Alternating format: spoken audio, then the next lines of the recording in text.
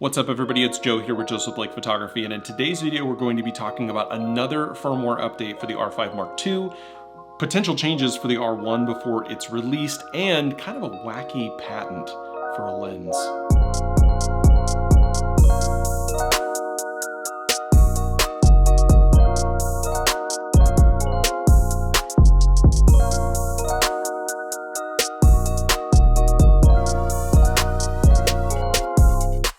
I'm Joe, I'm a portrait and landscape photographer here in Las Vegas, Nevada, and this is my channel, Joseph Blake Photography, where we talk about tech and news and gear and all the things that we do as content creators, either here on YouTube, elsewhere in social media, folks who are delivering to clients, or if you're just shooting your favorite stuff and your favorite people. On this channel, we talk about all the how-tos, tech news, and reviews for things like that. So if you're into that, go ahead and hit the subscribe button. And if at the end of the video, you think that this video has been any good, I'd appreciate it if you hit the like button. I am closing in on 14,000 subscribers here, and I'm hoping to hit 15,000 by the end of the year.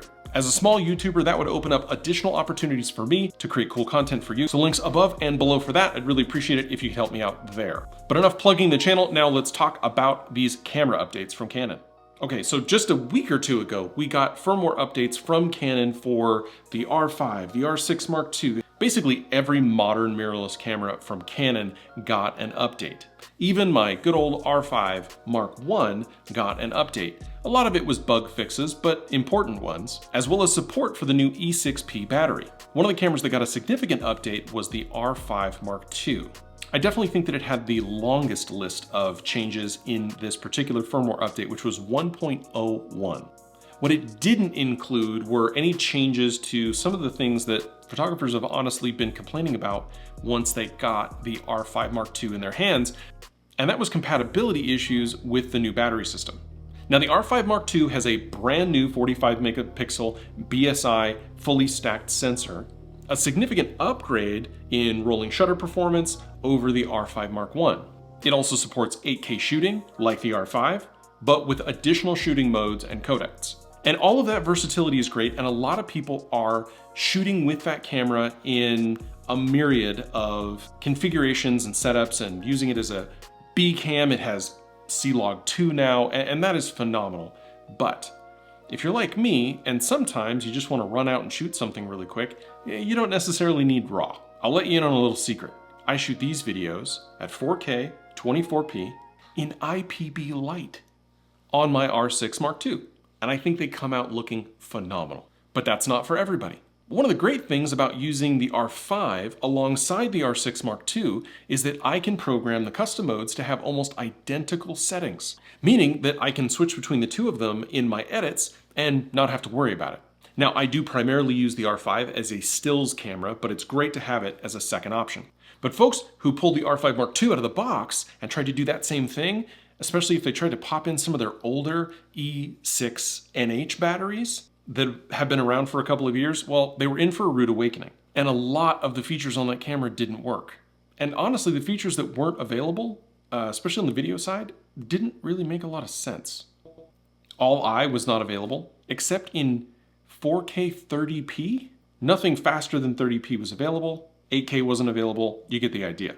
Now, it's not a huge issue to say, well, I just gotta buy a couple more of those E6P batteries, right? Yeah, but when the camera first came out, well, and kind of now, there's a shortage. Stock is still extremely low on both the camera and the battery. But also the fact that 4K 30, but not 4K 24 was available when most people, like myself, shoot at 4K 24. We want that cinematic look. So while the 1.01 update fixed a lot of the errors and problems and things you should kind of expect from a 1.0 product, it didn't fix this issue or bring any other features along with it. But now what we're hearing is that there is a 1.1 firmware update that is in the wild being tested by pros now that not only includes a fix for this, or at least includes 4K 24p in all eyes, but that it may also include additional video features. Now, I don't know what those would be, but it's exciting to hear that Canon is going to pretty quickly fix this problem that shouldn't have existed in the first place, as they've done in the past,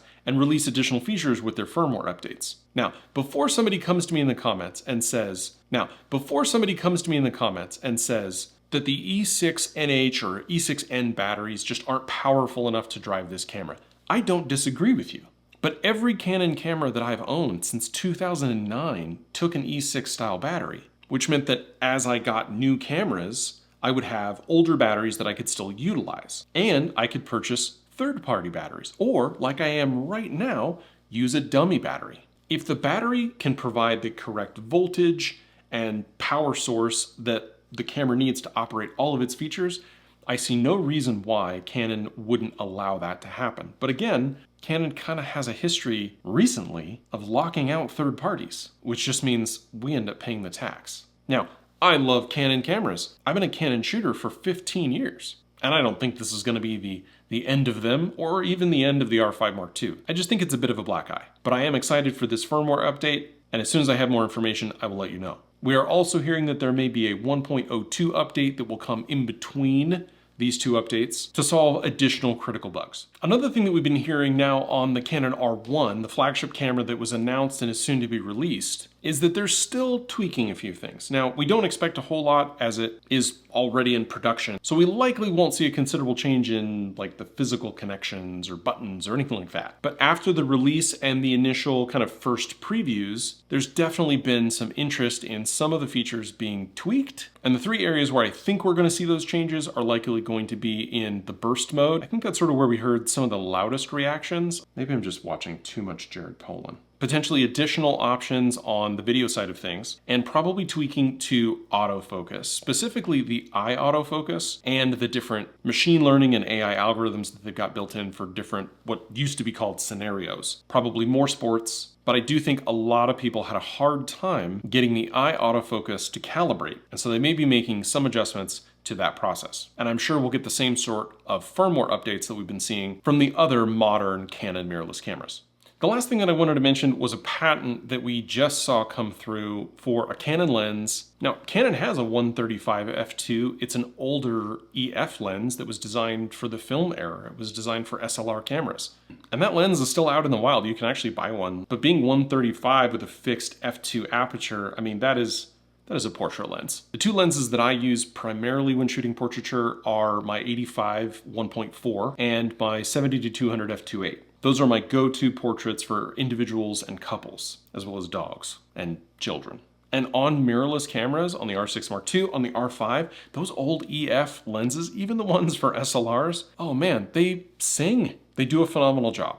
So I think Canon is seeing an opportunity here with the RF mount to be able to potentially bring this lens into the modern era. So you tell me, portrait photographers out there, a 135 f2 with IS and all the trappings of a new RF lens, how does that sound to you? Anyway, that's what we've got for Canon news this week. And if that's the kind of thing that you're into, I'd really appreciate it if you hit the subscribe button. I mentioned that I am closing in on 14,000 subscribers and I'm hoping to hit 15,000 by the end of the year. And I'd really appreciate it if you'd help me do that. At the same time, I'm trying to regrow my Instagram presence, so I'd really appreciate you following me there. Links down below and up above. Also, I plan on finally releasing my Tahoe video tomorrow, so be on the lookout for that. That video was tough. That was a challenge because I had a rough time out there. And so there really isn't an ending. Honestly, it was an opportunity for me to really hone my skills, both for photography. I was shooting with a film camera as well, my Canon AE1, and I worked really hard on the edit. So I'd really appreciate if you took a look at that. It's gonna come out tomorrow. And you'll see it in your feed if you're subscribed to the channel.